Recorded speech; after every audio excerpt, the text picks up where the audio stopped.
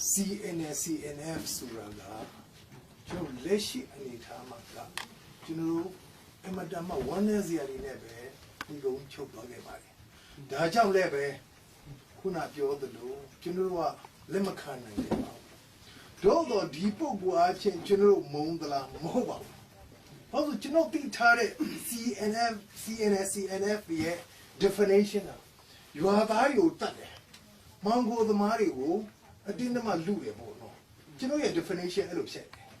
နောက်တစ်ခါဒီနောက်ဆုံးအစည်းအဝေးမှတ်တမ်းပြန်ကြည့်လိုက်တဲ့အချိန်ကျတော့စိတ်ချမ်းသာစရာတခုမှမရှိဘူးဘလို့ဖြစ်လဲဆိုတော့အဲ့မှာဆွေးနွေးတာ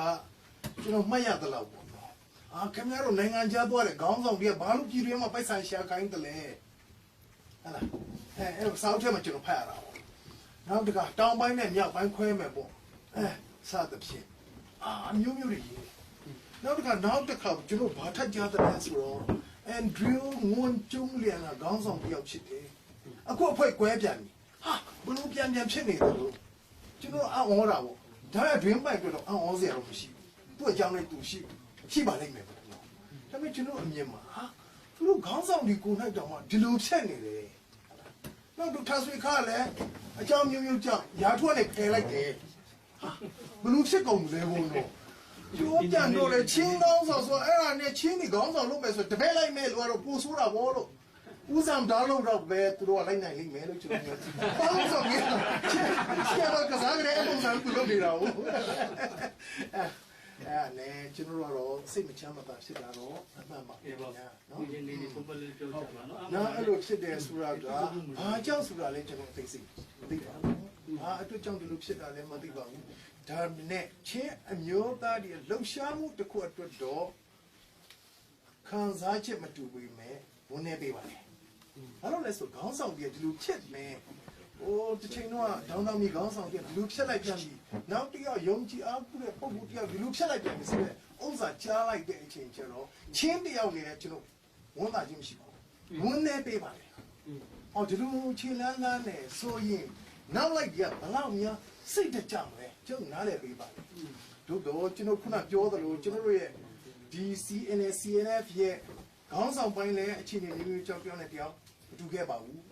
ပြောမယ်ဆိုအများကြီးပါဒါနဲ့ကျွန်တော်ရဲ့ definition ကျွန်တော်တစ်တယ်လူမျိုးရဲ့ definition မှာကျွန်တော်တို့အတင်းတမခေါ်တယ်တနက်နဲ့တတ်တယ်ပိတ်ဆန်တောင်းတဲ့ဘာညာပေါ့နော်အဲ့လိုဖြစ်နေတဲ့အချိန်မှာကျွန်တော်ခံစားချက်မှာအဲ့လိုရှိနေတဲ့အချိန်ကျတော့ဘယ်တော့ပဲကောင်းလောဆယ်ကောင်းတာကျွန်တော်ခုနပြောသလိုပေါ့မမြင်တဲ့အတွက်ကျွန်တော်ကန့်ကွက်နေခြင်းဖြစ်ပါတယ်နော်နောက်တစ်ချက်နံပါတ်2မှာခုနပြောသလိုပေါ့ကျွန်တော်တို့ဒီတစ်ချိန်တစ်ခါကမှကြုံမဖြစ်ခဲ့ကိုကနဲ့ကိုအုပ်ချုပ်ကြတယ်ကျွန်တော်ခံယူထားတာပေါ့ဒါပေမဲ့ခုလက်ရှိအနေထားမှာဘလို့ဖြစ်တယ်ဆိုတော့ဒီမှာသူတို့လာမယ်ငါတို့သူတို့ဖွဲ့ပြကျေးဇူးတော့မယ်ပြဿနာပဲဒီ CNF ခေါင်းဆောင်ပိုင်းဒီလာတော့ဒီကအမှုထမ်းရထားနေရကျွန်တော်အပေါ်မှာအဲ့လိုမျိုးလောက်တော့မယ်ဆိုကြောက်ရပြီဗောကျွန်တော်တားကြောက်ရပြီဗော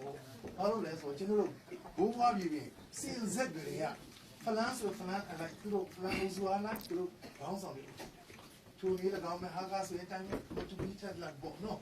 ကိုဒီတိုင်းနဲ့ချိုးချုပ်လာခဲ့တယ်ကျွန်တော်တို့ဒီမှာလည်းအဲ့တိုင်းနဲ့ဖြစ်လာတယ်ဒါပေမဲ့ကျွန်တော်ကြားရတယ်ဘယ်လိုဖြစ်လာလဲဆိုတော့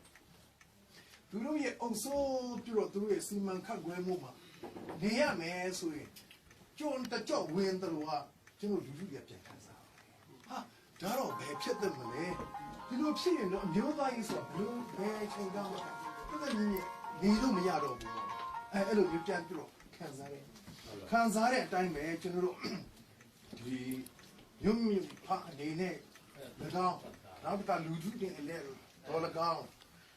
နော်ကျွန်တော်တို့ရဲ့ပြည်သူ့လွှတ်တော်မျိုးသားလွှတ်တော်ဒီနေ့ဒေါ်လာကောင်ကျွန်တော်အစစ်စစ်ကတ်ကွက်ခဲ့ပါတယ်နောက်ဆုံးကျွန်တော်ကတ်ကွက်က2012ခုနှစ်ဖေဖော်ဝါရီလ20ရက်နေ့မှာကျွန်တော်သမရကြီးဦးသိန်းစိန်ထံကိုလည်းကျွန်တော်တင်ပြထားပါတယ်နောက်ပြည်နယ်ဝန်ကြီးချုပ်ကြီးကိုလည်းတင်ပြထားပါတယ်အဖွဲတယောက်ကနည်းနည်းပိုက်ဆံချမ်းသာတော့သူ့အိမ်မှာသွားပြီးတော့ဆူတောင်းမဲ့လူကပါစတာတွေအများကြီးကိုဘာလို့တခါတောင်းတယ်မုံဘွားရဒါမှအနည်းဆုံးဆရာတို့မပါဘူးเนาะကျွန်တော်ပြောဖိတ်ကလေးတစ်ခွက်တော့ပြောရပါ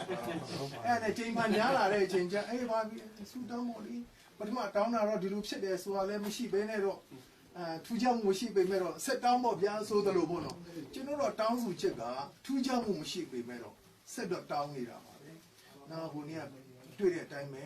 စာနာလည်းပြပါတယ်စာနာပြလို့လည်းဘလို့ထူးခြားမယ်ဆိုတာလည်းညှော်လင့်ချက်တော့ကျွန်တော်လက်ထက်မှာမရှိတော့ကျွန်တော်စဉ်းစားမိတာဒီတစ်မျိုးနယ်နဲ့တစ်မျိုးနယ်ဟိုစားဒေသတစ်ခုနဲ့ဒေသတစ်ခုတယောက်နဲ့တယောက်အုပ်ချုပ်တယ်ဆိုတဲ့စနစ်ခဏပြောသလိုပေါ့နော်ကျွန်တော်တို့အုပ်ချုပ်ခဲ့ဘူးလားကြုံခံခဲ့ဘူးလားအင်္ဂလိပ်လက်ထက်တစ်ခုပါအရင်တော့ကိုယ့်အနေနဲ့ကိုအုပ်ချုပ်ခဲ့တာဟုတ်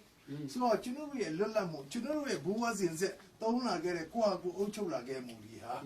ဆုံးရှုံးရမယ်ဆိုတဲ့ဥစ္စာတွေဟာကျွန်တော်တို့ရင်ထဲမှာကိန်းအောင်နေတာပါလူပုဂ္ဂိုလ်အနေနဲ့တော့တယောက်မှမုန်းပြီးခြင်းမရှိခဲ့ပါဘူးဒါပေမဲ့ခုနပြောသလိုဒီမျိုးကြီးပြောသလိုပေါ့ဗျာရှိစက်မှာကျွန်တော်ဓာတ်ထက်မကပိုကောင်းရင်လည်းပဲကျွန်တော်ကြတော့ဘယ်မုန်းတိမှုပဲရှိတော့မလဲဘာလို့ဒီလိုဖြစ်ရင်ဒီလိုဖြစ်ပါလေဒီလိုပြောတော့ဒီလိုဖြစ်သွားတယ်ဆိုတာကျွန်တော်မြင်ရတော့မဟုတ်မမြင်ရနေတရွေ့ကတော့ကျွန်တော်တို့အနေနဲ့တတ်နိုင်တဲ့လောက်ကန့်ကွက်ရအောင်ပါမြင်လာပြီဆိုရင်တော့လက်ရှိထောက်ခံတဲ့လူထက်တောင်မှကျွန်တော်ပို့ရင်လည်းပို့သွားမှာပေါ့ဒါပြောလို့မရဘူးအဲ့လိုလေးတွေရှိတယ်အဲ့ဒါကြောင့်ခုနပြောသလို